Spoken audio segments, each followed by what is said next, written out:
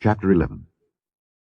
And it came to pass, when Jabin king of Hazor had heard those things, that he sent to Jobab king of Madon, and to the king of Shimron, and to the king of Akshaph, and to the kings that were on the north of the mountains, and of the plain south of Kinneroth, and in the valley, and in the borders of Dor on the west, and to the Canaanite on the east and on the west, and to the Amorite and the Hittite and the Perizzite and the Jebusite in the mountains, and to the Hivite under Hermon in the land of Mizpeh. And they went out, they and all their hosts with them, much people, even as the sand that is upon the seashore in multitude, with horses and chariots very many. And when all these kings were met together, they came and pitched together at the waters of Merom to fight against Israel. And the Lord said unto Joshua, Be not afraid because of them, for tomorrow about this time will I deliver them up all slain before Israel. Thou shalt hock their horses, and burn their chariots with fire. So Joshua came, and all the people of war with him, against them by the waters of Merom suddenly, and they fell upon them.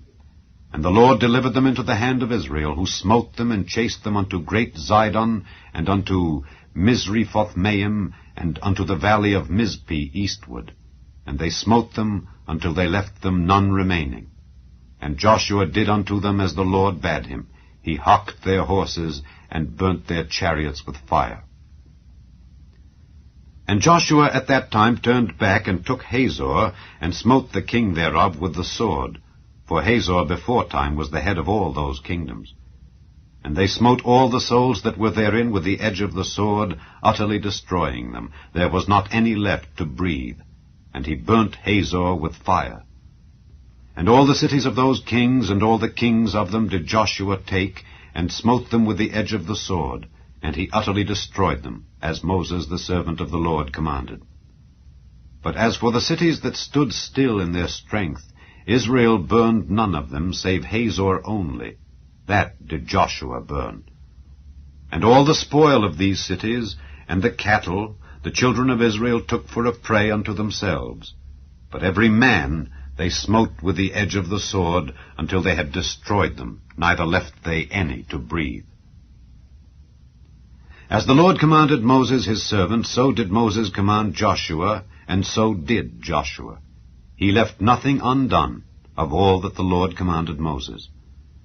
So Joshua took all that land, the hills, and all the south country, and all the land of Goshen, and the valley, and the plain, and the mountain of Israel, and the valley of the same, even from the Mount Halak that goeth up to Seir, even unto Baal-Gad in the valley of Lebanon under Mount Hermon.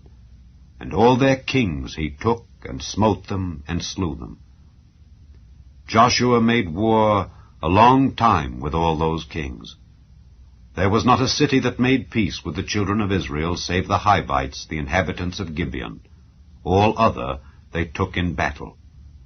For it was of the Lord to harden their hearts, that they should come against Israel in battle, that he might destroy them utterly, and that they might have no favor, but that he might destroy them, as the Lord commanded Moses.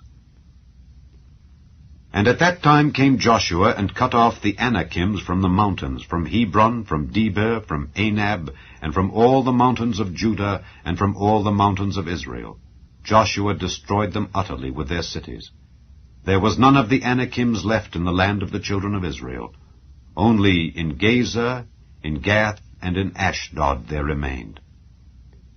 So Joshua took the whole land according to all that the Lord said unto Moses. And Joshua gave it for an inheritance unto Israel, according to their divisions by their tribes. And the land rested from war.